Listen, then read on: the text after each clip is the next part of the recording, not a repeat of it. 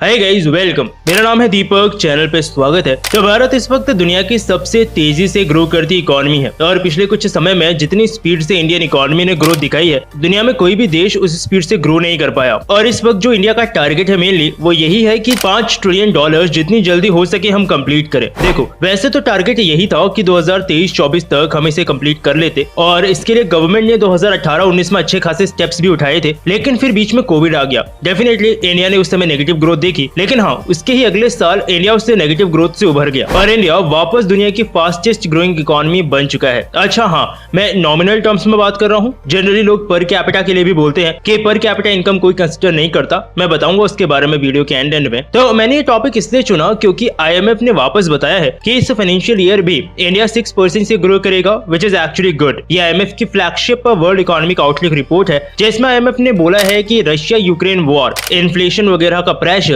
पिछले 3 साल से चल रहे कोविड-19 पैंडेमिक के असर के बावजूद इंडिया दुनिया की फास्टेस्ट ग्रोइंग इकोनॉमी बन चुका है वापस, और लगभग 6% से इस साल भी ग्रोथ हमें इंडिया की देखने को मिलेगी। IMF मैनेजिंग डायरेक्टर ने खासकर इंडिया की डिजिटल ग्रोथ को काफी हद तक इसके लिए अप्रिशिएट किया है कि इंडिया ने डिजिटली कोविड-19 साथ ही कई ऐसे इश्यूज को प्रॉपर्ली टैकल किया, साथ ही ग्रोथ और एम्प्लॉयमेंट के लिए बहुत सारी नई अपॉर्चुनिटीज इसकी वजह से क्रिएट हुई। देखो, यहाँ मैं बेसिकली बात कर रहा हूँ नॉमिनल जीडीपी की। पर कैपिटा भी होती है जीडीपी और परचेजिंग पावर पैरिटी भी। तो परचेजिंग पावर पैरिटी यानी ट्रिपल पी टर्म्स में हम ऑलरेडी दुनिया की तीसरी सबसे बड़ी इकोनॉमी है, अमेरिका और चाइना के बाद। लेकिन पर कैपिटा वो चीज है जिसको सब टारगेट करते हैं, और ये एक्चुअली सही भी है क्योंकि ग्राउंड रियलिटी ना यही दिखाती है। देखो, नॉमिनल टर्म्स में तो हम दुनिया की 5वीं सबसे बड़ी इकोनॉमी है, लेकिन पर कैपिटा का क्या? पर कैपिटा का मतलब होता है कि टोटल इकोनॉमी को जितने भी लोग है ना देश में उससे डिवाइड कर दो, यानी हर एक इंसान को सो कॉल्ड कितना पैसा मिलेगा। ये एक आसान सा तरीका है इसे बताने का। $2601 ये एस्टिमेटेड 2023 का पर कैपिटा जीडीपी है इंडिया का। ये कितना कम है इस बात से समझो कि मोनाको दुनिया की सबसे ज्यादा पर कैपिटा वाला कंट्री है, जिसकी पर कैपिटा है लगभग $2,34,317। अब सोच लो हम कहाँ खड़े हैं इसके मुकाबले। भले ही आपने इस कंट्री का नाम नॉमिनल टर्म जीडीपी में कभी ना सुना हो, लेकिन पर कैपिटा में ये सबसे ऊपर है और ज्यादातर यूरोप के देश ऐसे ही हैं। और मैंने इसीलिए बोला कि ये रियल ग्राउंड रियलिटी का इंडिकेशन है। यूरोप में एवरेज इसीलिए हर इंसान पे पैसा ज्यादा है इंडिया से कंपेयर करोगे तो। खैर, ऐसा नहीं है कि इम्प्रूवमेंट हमने नहीं की है, काफी इम्प्रूवमेंट्स की है, लेकिन हाँ, इंडिया को बहुत ज्यादा इम्प्रूवमेंट्स की अभी भी जरूरत है पर कैपिटा टर्म्स में। और दूसरा, पॉपुलेशन कंट्रोल करने की भी जरूरत है। जीडीपी अगर 6% से ग्रो कर रही है और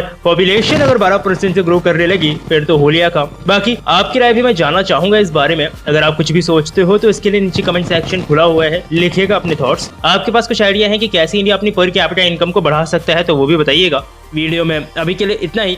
जय हिंद।